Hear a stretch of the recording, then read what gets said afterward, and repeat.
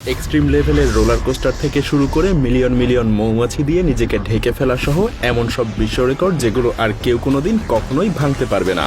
হ্যাঁ, আজকে আমরা বিশ্বের এমনই 22টা আনব্রেকেবল অর্থাৎ যে রেকর্ডগুলো আর কেউ কখনো ভাঙতে পারবে না সেগুলো নিয়েই হাজির হয়েছি। তো চলুন অবিশ্বাস্য সব বিশ্ব রেকর্ডের দুনিয়ায় আপনাকে স্বাগতম। শুরু করা যাক এই ব্যক্তিকে দিয়ে। যেখানে আমরা 2 হাত দিয়ে পুশ আপ দিতে হিমশিম খেয়ে যাই, সেখানে এই ব্যক্তি মাত্র 1 আঙ্গুলের উপরে 45টা পুশ আপ দিয়ে বিশ্ব রেকর্ড করেছে, সেটাও কিনা মাত্র 33 সেকেন্ডে।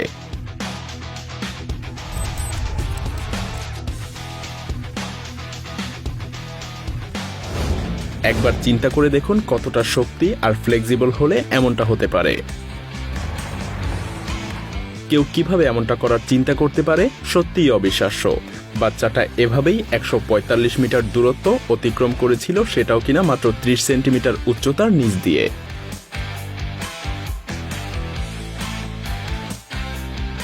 যাদের গাড়ি আছে তারাও সঠিকভাবে পার্কিং করতে গেলে প্রায় সমস্যার সম্মুখীন হয়, কিন্তু এই ব্যক্তি না, কারণ এই ব্যক্তি পার্কিং করেই বিশ্ব রেকর্ড করে ফেলেছেন। গাড়ি পার্কিং করার পরেও 8 সেন্টিমিটারের মতো জায়গা অতিরিক্ত ফাঁকা ছিল। আর এই ব্যক্তি বিশ্ব রেকর্ডকে যেন নেক্সট লেভেলে নিয়ে গিয়েছেন। তিনি 108 তলা উচ্চতা থেকে বাস্কেটবল ফেলে মাটিতে থাকা লক্ষ্যভেদ করতে চেয়েছিলেন, কিন্তু এটা তো অসাধ্যকে সাধন করার মতো কাজ। অবশেষে 4 দিন পরে ঠিক 25 ঘন্টা নিরলস পরিশ্রমে তিনি 108 তলার উপর থেকে বল ছুঁড়ে একটা স্কোর করতে পারেন।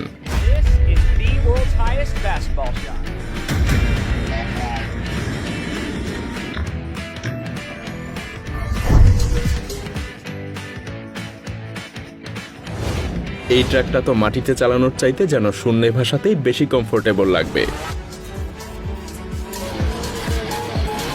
ভাবা যায় এই ব্যক্তিরা পুরো একটা গ্রাম তৈরি করে ফেলেছে শুধুমাত্র তার উপর দিয়ে 379 ফুট দূরত্বে একটা পিকআপ ট্রাককে জাম্প করানোর জন্য। রেডবুল যেন রেকর্ডের জন্য সবই করতে পারে। আপনার যদি পাখা বা হাত কিছুই না থাকে, তবে যদি এই ব্যক্তির মতো শুধু পা থাকে সেটাই যথেষ্ট। তবে এই ব্যক্তি কিন্তু কোনো সাধারণ ড্রাইভার না, তিনি একজন প্রফেশনাল রেসিং কার ড্রাইভার। পা দিয়েই তিনি 172 মাইল প্রতি ঘন্টা বেগের গতিতে ড্রিফটিং করতে পারেন। ভাবা যায়?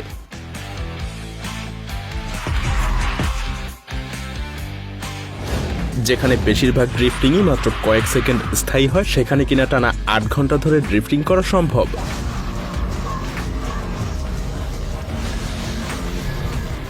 হ্যাঁ, এই ব্যক্তি যেন কোনো বিরতি ছাড়াই তা করে দেখিয়েছেন। BMW এর একটা টিমের মাথা থেকে 8 ঘন্টা ড্রিফটিং এর এই আইডিয়াটা বের হয়েছিল। মজার ব্যাপার হলো, এতক্ষণ ধরে গাড়ি চালাতে হলে 5 বার রিফিউলিং করার প্রয়োজন ছিল, কিন্তু তারাও সেটার জন্য থেমে থাকেনি। হ্যাঁ, ড্রিফটিং করা অবস্থাতেই তারা রিফিউলিংও করেছিল।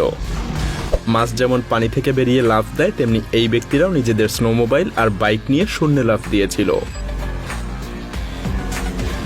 412 ফুটের রেকর্ড গড়া স্নোমোবিল জাম্প করে সবাইকে তাক লাগিয়ে দিয়েছিল। অনেকে যেন নিজের চোখকেই বিশ্বাস করতে পারছিল না।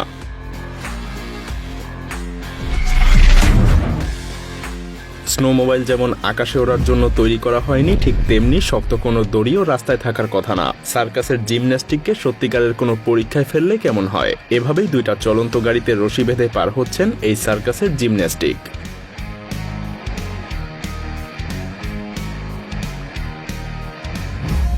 শুধুমাত্র মেশিনের সাহায্য নিয়েই যে অসাধারণ সব কাজ করা যায় এমন কিন্তু না। যেমন এই ব্যক্তি শুধুমাত্র একজোড়া স্কি দিয়েই দারুণ একটা রেকর্ড করে ফেলে। এমনটা দেখার সুযোগ সচরাচর হয় না।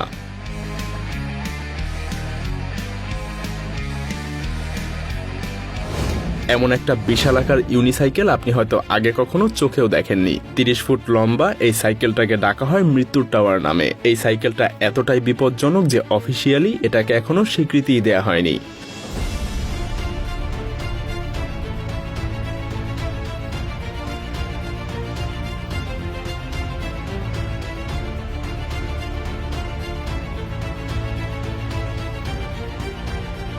সাইকেলের ব্যাপারটাকে যদি আপনার কাছে পাগলামো মনে হয়, তাহলে এই ব্যক্তির স্কেটিংটাকে কি বলবেন? কোনো ধরনের প্রোটেকশন ছাড়াই পাহাড়ের ঢাল বেয়ে তিনি প্রায় একটা গাড়ির গতিতে নামতে থাকেন। ভেবে দেখুন, ছোট্ট একটা পাথরে বেঁধে গেলেই খেল খতম। যদিও এমনটা হয়নি।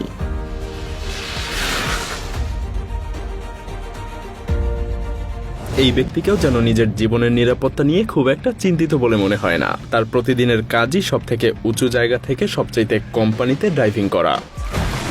কথাটা শুনে পাগলামো মনে হওয়াটাই স্বাভাবিক, আর এজন্যই তো তাকে প্রফেসর অফ স্প্ল্যাশ বলা হয়।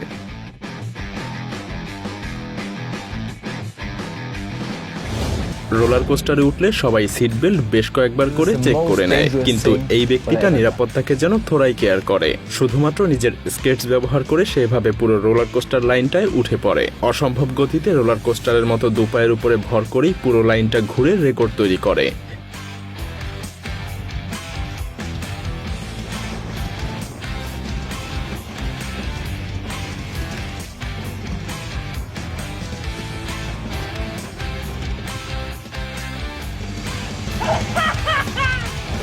এবার চলুন এই হিউম্যান ক্যানন বল সম্পর্কে জানা যাক। এই ব্যক্তি শুধু নিজেকে কামানের গোলার মতোই ব্যবহার করেনি, বরং উড়ে একটা আগুনের গোলকের মধ্যে দিয়ে ছুটে গিয়েছেন।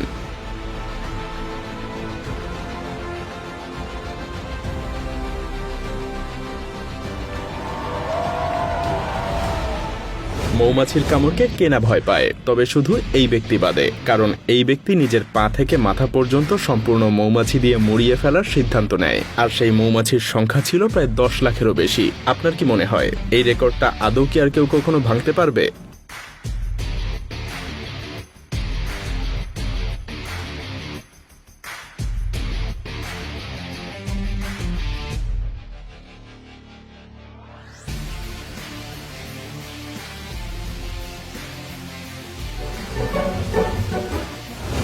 উড়ন্ত একটা বিমানে বেস জাম্প করে ঢুকে পড়া পাগলামি ছাড়া আর কি বলা যেতে পারে। আর এই পাগলামিটাই করে দেখিয়েছেন এই ব্যক্তি। সত্যি বলতে জেমস বন্ড, এমনকি টম ক্রুজও এসব দেখে হিংসা করবে।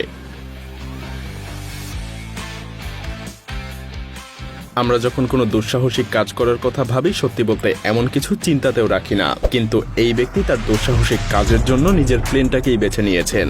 হ্যাঁ, তিনি একটা টানেল তৈরি করে প্লেনটা চালিয়ে এসে নিখুঁতভাবে আরেকটা টানেলে প্রবেশ করে। তিনি যেন একটা জিটিএ স্ট্যান্ডকে বাস্তবে করে দেখিয়েছেন।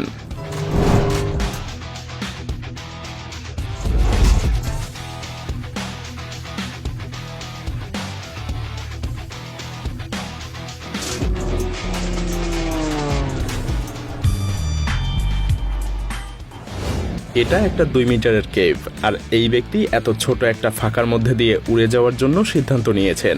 না, কোনো রিমোট নিয়ন্ত্রিত ড্রোনের সাহায্যে না, বরং একটা উইং স্যুটের সাহায্যে। আসলে শুধুমাত্র নিজের জীবন বাজি রাখলেই এমন দুঃসাহসিক কাজ করা সম্ভব।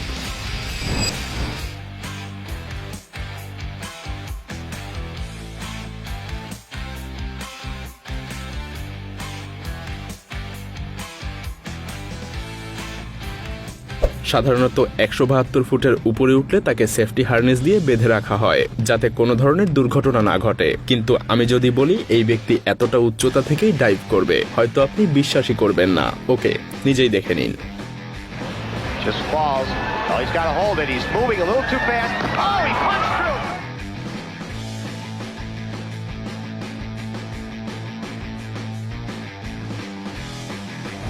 স্কাই ডাইভিং এর সময় আপনার প্যারাশুটের কথা সবার আগে মনে রাখা উচিত, কিন্তু এই ব্যক্তি ইচ্ছা করেই প্যারাশুট ছাড়া 25,000 ফুট উপর থেকে ডাইভ করেছে।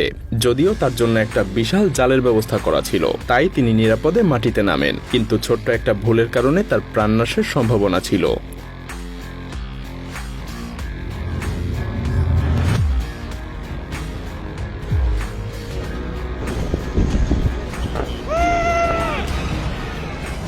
তো চলুন এবার সবার সেরা ক্লিপটা দেখে নেওয়া যাক। বিশ্বের সবচাইতে পাগলাটে রেকর্ড, যেটা হয়তো আর কেউ কোনোদিন ভাঙতেও পারবে না। তিনি হয়তো নিজেও ভাবতে পারেননি যে তিনি নিরাপদে এমন কিছু করতে পারবেন। হ্যাঁ, এই ব্যক্তি মহাশূন্য থেকে পৃথিবীতে ফ্রি ফলিং অর্থাৎ মুক্তভাবে পড়ার সিদ্ধান্ত নেয়। 39 কিলোমিটার নিচে নামার পরে তিনি প্রথম ব্যক্তি হিসেবে এই রেকর্ড অর্জন করেন।